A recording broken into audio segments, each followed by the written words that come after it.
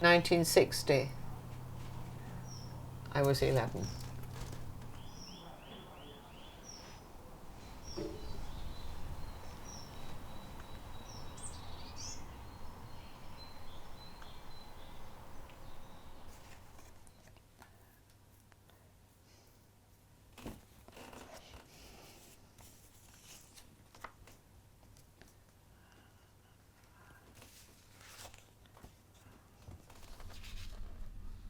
The 60s sort of represented possibilities for working class people, because you got the Beatles who came from working class. But because my parents were of a different generation, they saw all that blossoming as a threat. My sister is 11 years older than me, and they had her before the war, the Second World War. You're not like Ada, which is my sister, and she was the good daughter and I was the bad daughter, basically because I was a different generation. They used to say, you're making your mother ill. You see, I think that's why I used to love going to my dancing class in school, because I was out of the house. Because when you're in a small environment, it's, you know, you're stuck with the atmosphere. Most memorable was, I suppose, going to secondary school, because I didn't go to the school that my sister went to. I didn't pass the 11 plus. There was a sense of failure if you didn't pass your 11 plus. But there again, if you came from a background like I did, there wasn't the sort of expectation you'd pass it anyway. So, you know, like I was the first to go to college in my family. When I was 11, they introduced this idea to get rid of the grammar schools and have comprehensive schools. You put kids together from different backgrounds. You hear what other kids have got, different expectations from their family backgrounds that you might not have got from your family background. It was stepping a bit outside what I was comfortable with, where I'd lived and what was expected and whatever.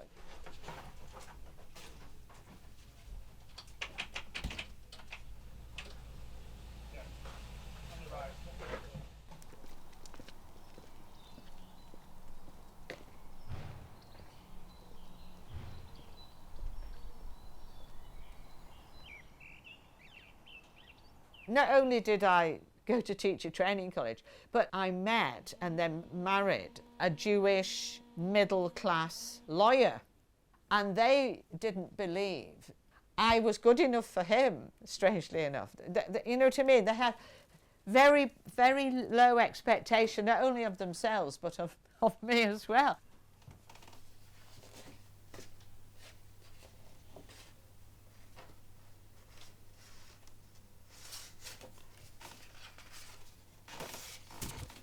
As I got older, I thought it must have been hard for them. Having a child when they were in the mid-40s, they didn't enjoy what they'd got. And I think that was, again, part of this idea of rations and never knowing if there was going to be a shortage. You know, you didn't have something in the cupboard and it was forbidden. It was only for a special occasion. And the thing is that the special occasion would never come. You know what I mean? When they died, we found food, you know, boxes of chocolates that they had that they never touched. You know, they were just there.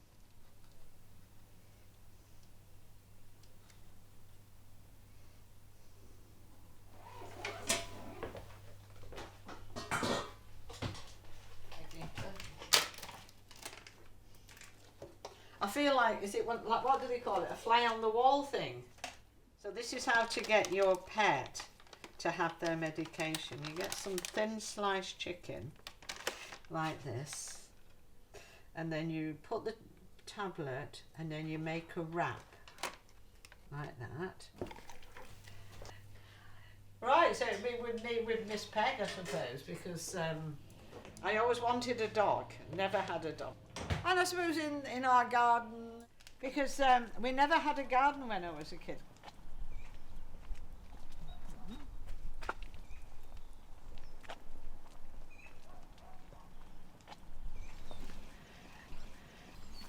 Good.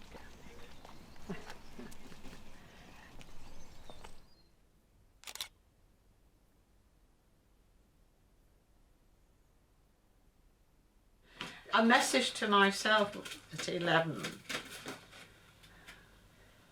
Yeah.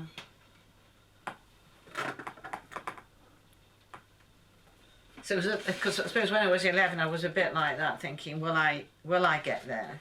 Will I make it? Will I sort of get to do what I wanted to do? Suppose you'd be pleased that I'm being creative, because I always wanted to be creative. I always wanted a dog, and I got my dog. I put, you will get there. It's a journey.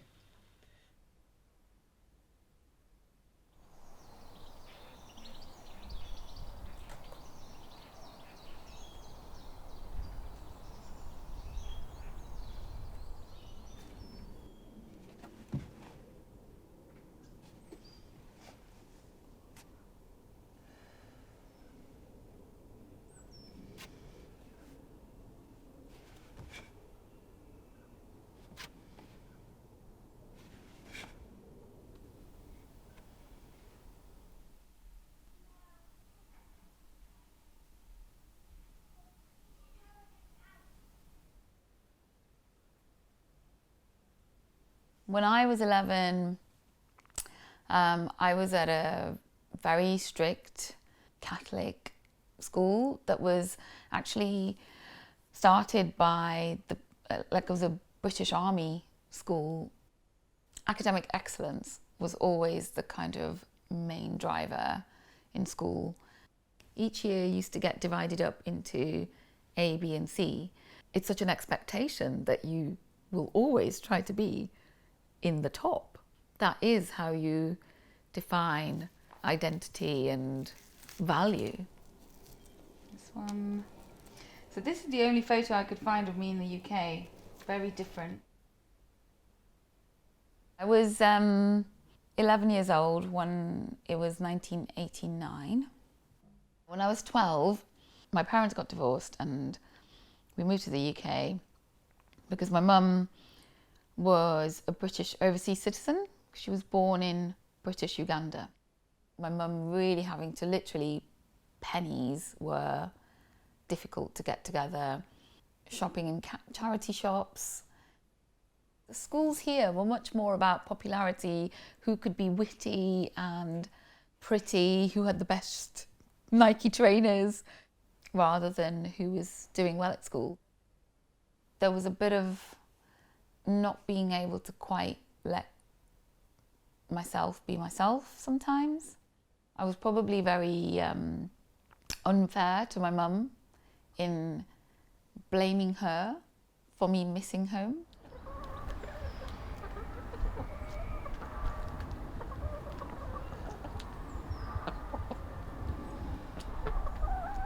But I think my mum raising us by herself and raising two kids whilst working, I don't know, sometimes she had 3 jobs as well as studying something to keep improving her skill levels. It just gave us such a great perspective of how powerful women can be and how much can be achieved.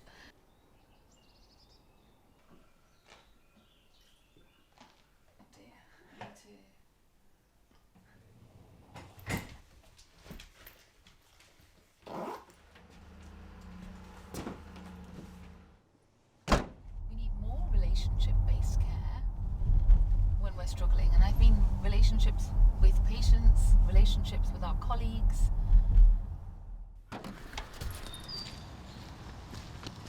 Oh yeah, my mum's obviously very happy that I'm a doctor, and she didn't ever say, "I told you so." My whole family was raised by really strong women. My dad's dad died when he was 2. And so my dad was raised by 2 very strong women, and they were both teachers and really academic. So when we were born into quite a very patriarchal society in India, he was very much like, we're just so strong, could do anything, same as the men. Why would you ever even think differently? I always saw my mum was working, before we came here, but also afterwards. Like, she once saved up so much to take us to Disneyland Paris. And I remember being such an ungrateful teenage brat. By the time she'd managed to save up, I was a teenager and not interested in Disneyland anymore. I had a great time, but when she first told me, I was like, I don't want to go to Disneyland. Yeah, I didn't have a lot of male influence in my life in many ways. Hi.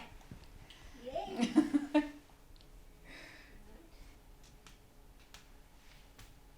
You coming?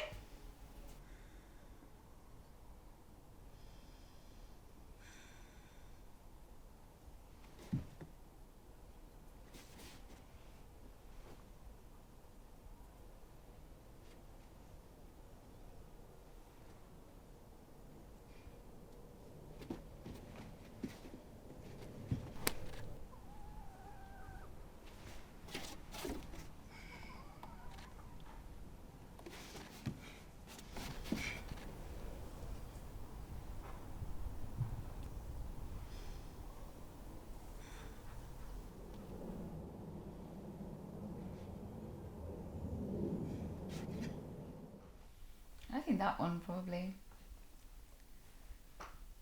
Because it's funny with the chickens.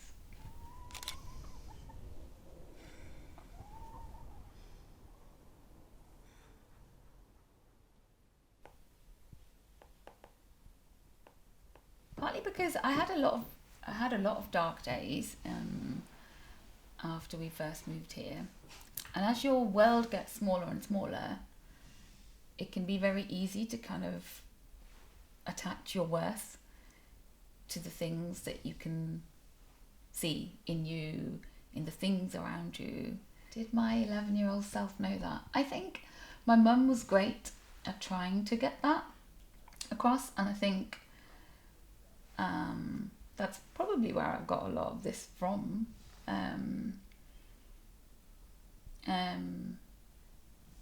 But I don't know if I practiced it all the time.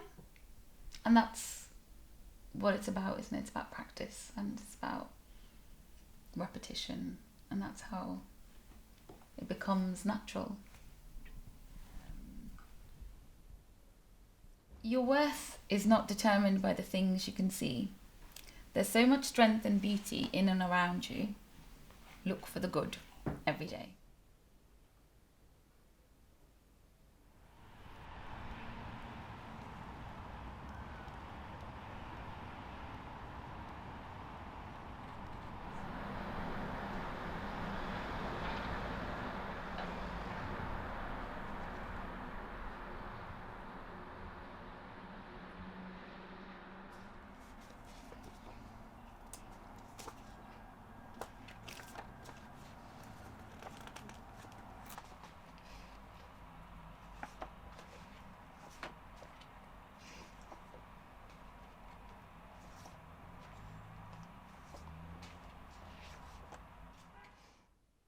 I've always kind of taken photos. I did really rubbish in my GCSEs doing it, so I kind of got put off.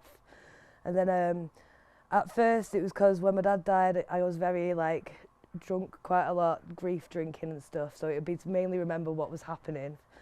But then I realised as well, we didn't really have pictures of us together. We had them from when I was a baby, but not really growing up because he was really not well. That's why I love candid photography. I loved capturing people being with their best mates in their real selves rather than selfies, and you know how the world is now with cameras. It's so different. Photography is changing as what it is. As I carried on taking photos, I realised I'm chilling in the best place in the world full of all these crazy people. But because I've lived here all my life, I don't see that it's different to the normal. So I put all these pictures up and then people are like, what are you doing? Where are you? This is all crazy. I'm like, oh, these are just me and my friends and my neighbours just chilling, doing what we normally do. And they're just like, this is mad. And I'm like, oh, right, okay. And then I've just carried on and it's just become more of a thing that people are like, subcultures. And I'm like, if you say it is, I'll do it. It's just me and my friends, but okay. I was 11 years old in 2007. I remember going to a protest with my dad, but I think it's because of the war that, or what was happening. I'm not too sure. It makes sense with that when you look at it. And we were like the ones with the biggest signs, so it always felt like, yeah, don't know why, but yeah, shut up there.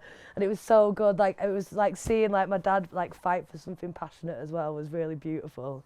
Especially because they were punks growing up and like being assumed of how they look, how they would act, like assuming they'd be horrible people, but they're actually loveliest people.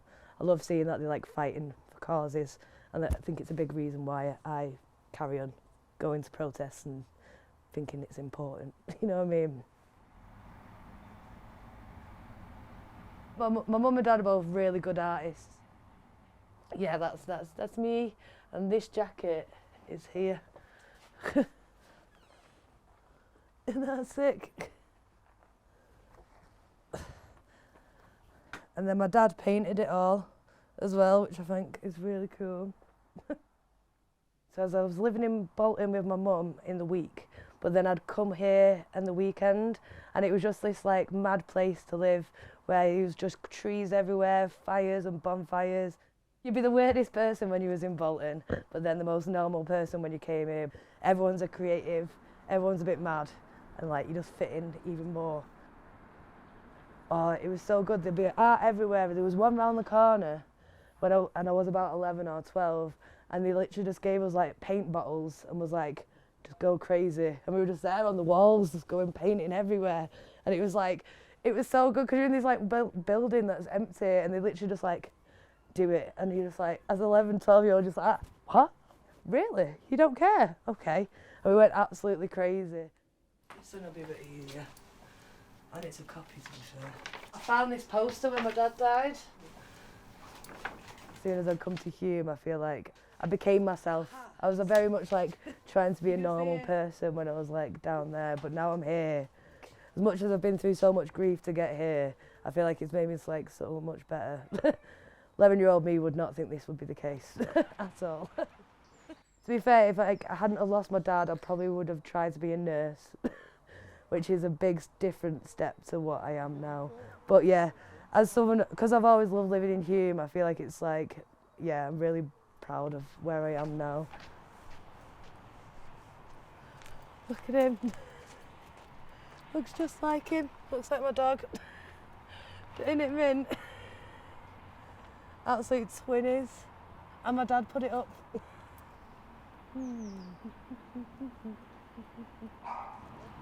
I love it. My favourite bit is this whole estate.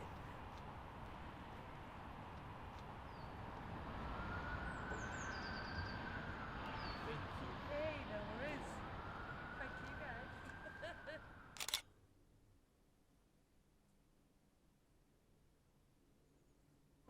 Why don't? Which one do you prefer? Oh, I think that one. This one? Yeah. Yeah. I look a bit happier for once. Yeah. Aw, cute. Is that okay?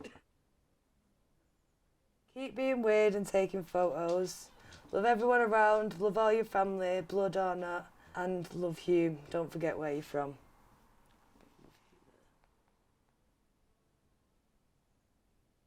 I mean, my love for Hume, basically, and to keep keeping that, because, like, if it weren't for Hume or my dad or my friends or my family, I wouldn't be where I am now, or even probably alive, because I was really in a bad place. So, you know, just keep everyone close, love everyone.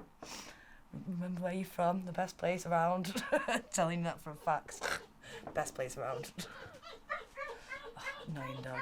Could you put your signature? Yes. There we go, AK. You can have that one as well. But yeah. Anything else? Signature?